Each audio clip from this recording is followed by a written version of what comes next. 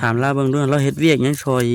พ่อกับแม่อยู่เฮือนนั่น ว่าสิถามอยู่ บ่ มีเรียกยังช่วยพ่อกับแม่ ล้างถ้วยเฮ็ดหนึ่งข้าว หนึ่งเป็นบ่ โดย เอาเท่าน้อยได้จ้ะ ดามิตาลินวาว อ๋อ บาดที่นี่ ยินว่าแม่นบ่ เวียกถนัดบ่ ไปของใส่ไผ่ละกายพอมาพดหา เรียกถนัดเพิ่นอืม ยามให้ยามหน้าเด้พ่อกับแม่ไปรับจ้างเพิ่นอยู่บ่ โดย อืมไป จ้างดำให้ดำนาเกี่ยวข้าว โดย อืมสมมุติว่าพ่อกับแม่บ่อยู่เฮือนได้เฮ็ดเวียกหยังท่าเพิ่นบัดนี้ ล้างถ้วยหนึ่งข้าวเฮ็ดกินไว้ เฮ็ดกินก็เป็นอีก กินกับเป็นบ่ เฮ็ดหยังเอาหลักๆด้วยเมนูหยังมักเฮ็ดที่สุด ลูกเถือกระพัดข้าว โอ้ พัดข้าว ลูกเถือกระหุงลูกเถือกระต้มเอา เออ เถือกระหนึ่ง ผัดข้าวก็เป็น พัดข้าวกับ ลูก เป็น เถือกระซื้อไข่มักกระทอด แกงหน่อไม้เป็นอยู่บ่ โดย ว้าย จังน้อยก็เป็น ตัวบ่จัก เท่าน้อยเฮ็ดยังเป็น กินบ่กินเป็นบ่เนาะเท่าน้อย กินแล้วเป็นอยู่เนาะ เอาแกงหน่อไม้ใส่หยังไง ใส่จีนางใส่ผักขี้แยงใส่ข้าวเบื่อ โอ้โหแกน้อยคนเป็นอยู่นั่นนี่เนาะ จักโลดเนาะ ตักก็เลยสบายดีพี่น้องเอ้ยเนาะ ทักทายสบายดีน้องเอ้ยพอดีว่าพากันขับรถออกว่าสิพากันอวยหนากลับเลยล่ะพี่น้องเอ้ยเนาะพอดีผ่านทางมาเพิ่นว่าเห็นเด็กน้อย2คนพี่น้องเอ้ยย่างต่อยนำทางถือขู่น้อยอยู่ซั่นพอดีทางบ่จิเพิ่นเข้าไปถามไทยก่อนก็สิเข้าไปถามไทยเบิ่งนํกันพี่น้องเอ้ยเนาะไม่หยังน่ะบ่จิไม่หยัง มึงนี่มาเดี๋ยวจับต้องตาเพิ่นได้พี่น้อง ส เอ้ยเนาะ บายดีเด้อ สบายดี สบายดีด้วยครับ สบายดี สบายดีมาฉันโอ้ เสื้อบ่อันนั้นน่ะ คือแม่งคับแท้นี่ เสือคือแม่งคับนี่เสือ ไปญาติเอาแม่งคับบ่จักอันนี้ไปญาติเอาน้ำแม่งคับบ่ แม่งอันนี้เพลงใหม่บ่ แล้วซื้อจังได๋นั่นบ่จิ โอ้เฮ้ยน่ะนั่งอย่านั่งดูคุยกันก่อนจังสิไปหาคุดกระปูได้บ่เจ้าก็ได้ สุบแดงเป่งๆอยู่ติ คุดกระปูก็ได้ โดย อีหล่าชื่อว่าจังไดนี่ สุดใจ ชื่อนางชุดใจจักปีแล้ว เก้า 9 ปี พี่ เอ้ามันเดือมบ่ครับ แม่น โอ้ย พี่มานั่งทางนี้ก็ได้ มานี่ดูซะมานั่งพี่เอาคุยกันก่อนสิไปหาคุดก็ได้แจ้งอยู่บ่แบบนี้ อืม แจ้งบ่แบบนี้ แจ้งมัน มานั่งก่อนซะนั่งก่อนมาพี่ละ นั่งสุดใจ นั่งชุดใจ เท้านี่ดิงับเข้าห่มนะแม่ มาพี่ละอย่ามาแดดบ่เบิ่งเสียมเด้อเอาให้พ่อให้แม่ได้สั่น ชื่อพอ บ่พ่อกับแม่เจ้าไปใช้ อยู่เพื่อน อยู่เฮือนไปหาขุดกระปูเจ้าน่ะ โดย ขุดไปนี่เคยขุดอยู่บ่ โดย โอ้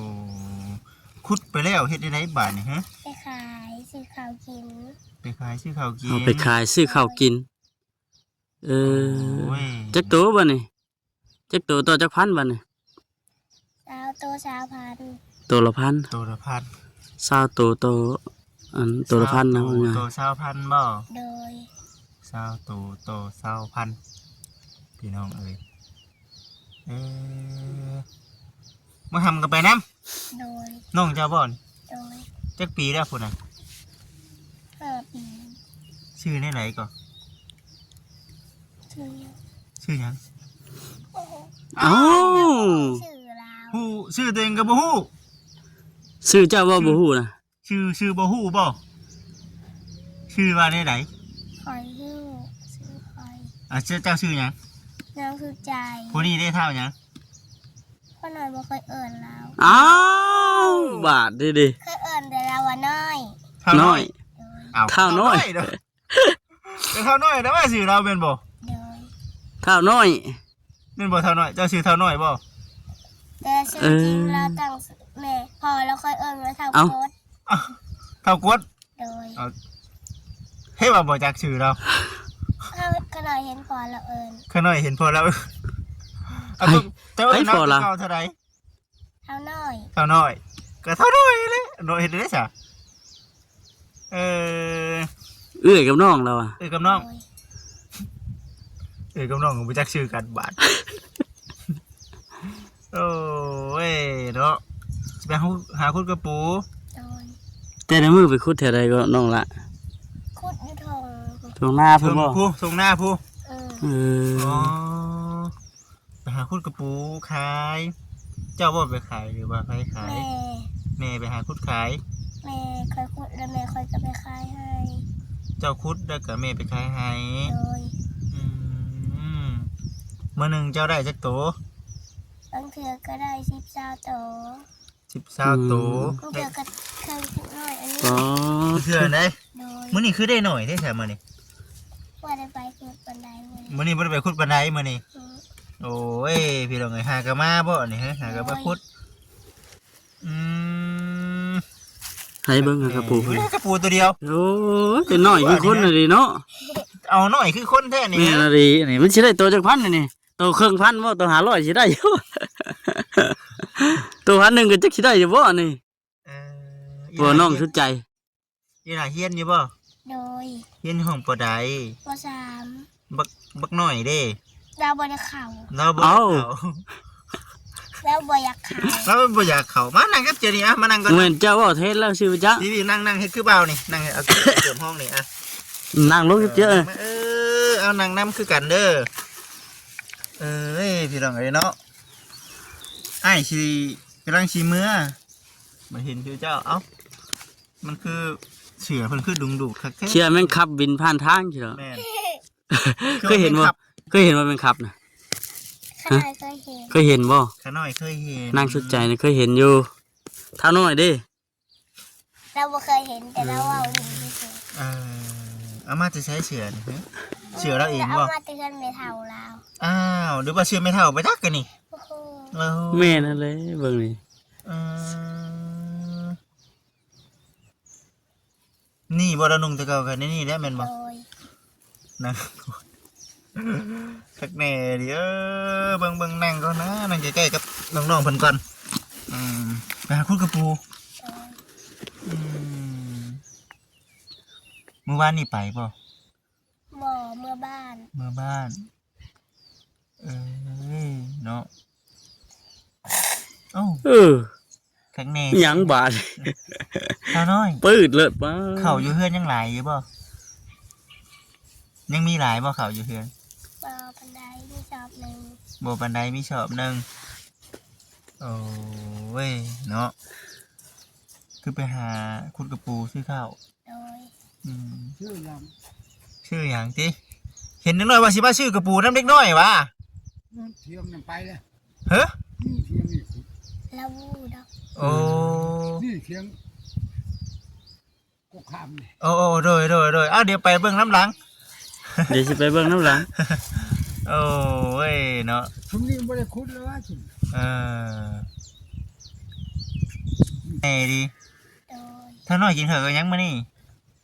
เรากินกับต้มไก่ กินกับต้มไก่หวาย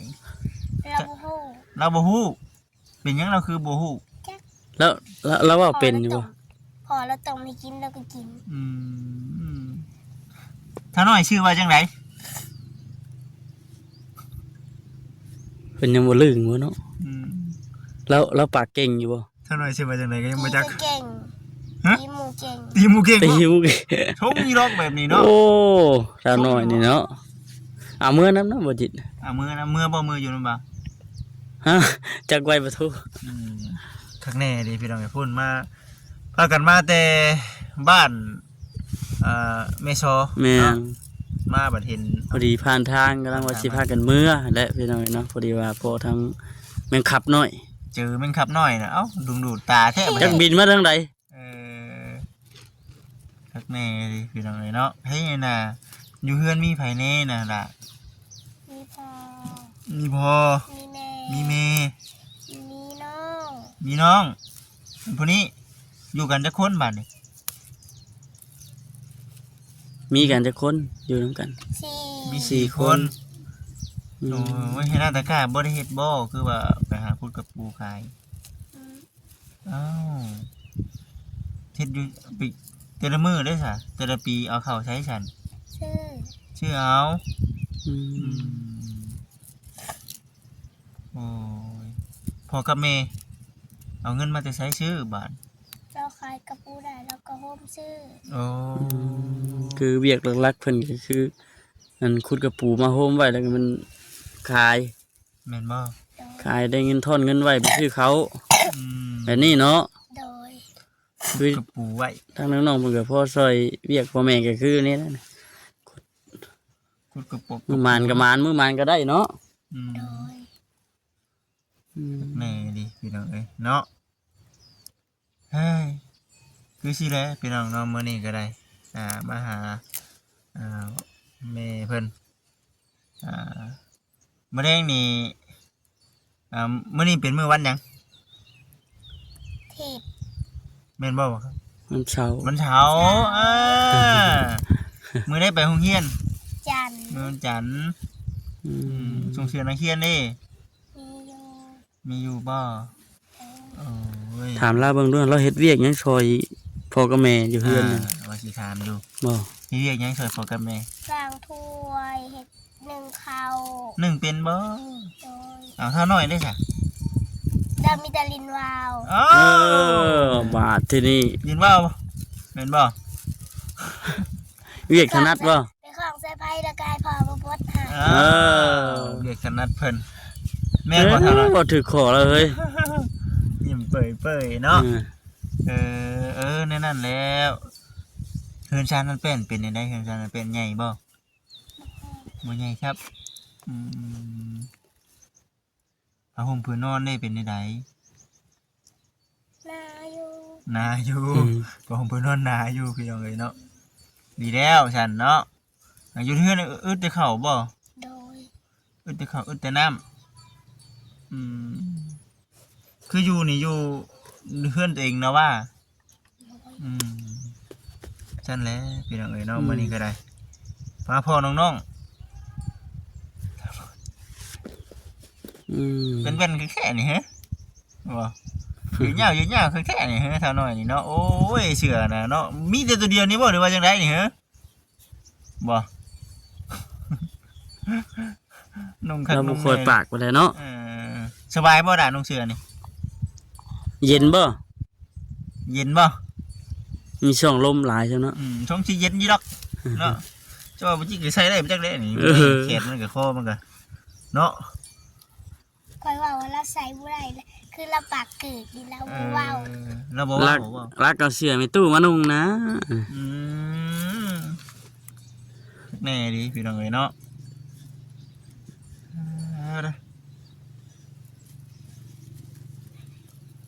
มื้อหนึงได้เท่าไหร่มื้อหนึงได้จักพันมื้อหนึงนี่ มือหนึ่งได้เทือละ20,000 ได้ เทื่อละ 50 บางเทื่อก็ได้50,000 มือหมานก็ได้50เนาะ โดย มื้อมันก็ได้50,000โอ้ยนานี่บ่มีเป็นของตัวเองเลยก็บ่ได้เคยเฮ็ดนา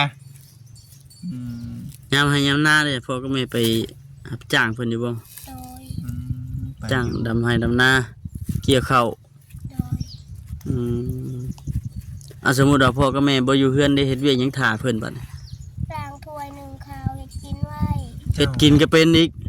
ไปกินกับข้าวกัน เฮ็ดหยังเอาหลักๆด้วยเมนูหยังมักเฮ็ดที่สุด ลูกเทือกระพัดข้าว โอ้ พัดข้าว ลูกเทือกระหูลูกเทือกระต้มเอา เออ เทือกระหนึ่ง ผัดข้าวก็เป็น พัดข้าวกับ ลู ไป กเทือกระซื้อไข่มักกระทอด แกงหน่อไม้เป็นอยู่บ่ โดย ว้าย จังนั้นก็เป็น ตัวบ่จัก เท่าน้อยเฮ็ดยังเป็น กินบ่คิดเป็นบ่เนาะเท่าน้อย กินแล้วเป็นอยู่เนาะ เอาแกงหน่อไม้ใส่หยังไง ใส่จีนางใส่ผักขี้แยงใส่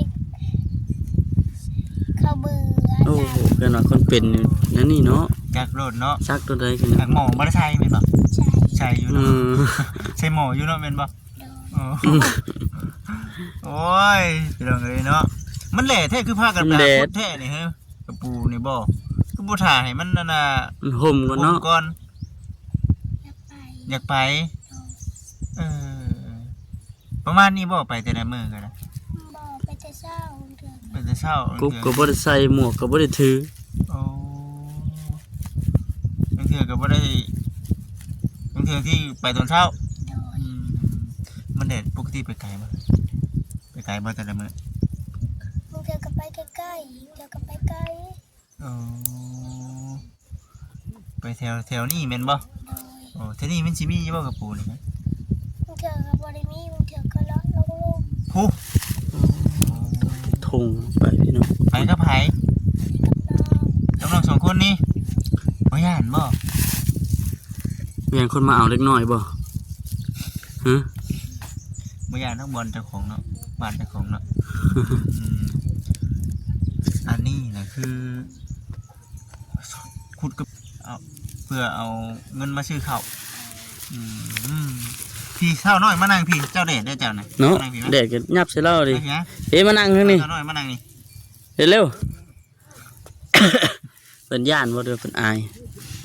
เป็นย่านบ่เจ้าย่านอ้ายอยู่บ่เจ้าย่านอยู่บ่อ่า อืม บ่ย่านก็จะมานั่งใกล้เด้เนาะจังว่าอืมในเงินแล้วสิไปซื้อหยังน้องน้อยเออ แต่นั้นแล้วก็ไปซื้อข้าว เจ้าไหนตอนเจ้านี่ได้เงินแล้วสิไปซื้อข้าว อืมโอ้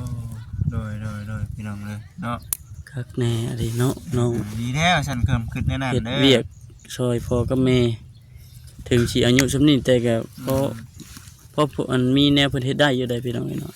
แต่ว่าเคยไปขอเขาอยู่บ่ล่ะ เคยไปกับแม่ เคยขอเขาอ๋อ เอาหน่อไม้ไป เอาทำไมไปขอ โดย แบบบ่ได้ไปขออันแบบเฮาบ่ได้ไปขอปากเป้า มีแนวแลกแนวเปลี่ยน เพิ่นก็ให้หลายอยู่บ่อ๋อ แต่ละมื้อว่าง่ายๆเนาะว่าจะเนาะแต่ละมื้อนี่ต้องดิ้นรนหา อืม แนวแลกแนวเปลี่ยน คือยามแรงช่วงแรกนี่ก็หน้ำไม้นี่ก็คือจะหายากแล้วนะมีแต่หาคุดกระปูมันยังยามแรง เครียด หาเขียดกบเขียดเนาะ หากบกับ เป็นแลก ขียด เปลี่ยน บ่อ๋อ เช่นว่าสิไปขอน้ำเพิ่นละลากับห่วยพี่น้องเอ้ยเนาะกล้าจะบ่เนาะบ่กล้าบ่ขนาดน้อยๆชนี้เพิ่นยังฮู้จักเลยพี่น้องเอ้ย เออจักแน่ดี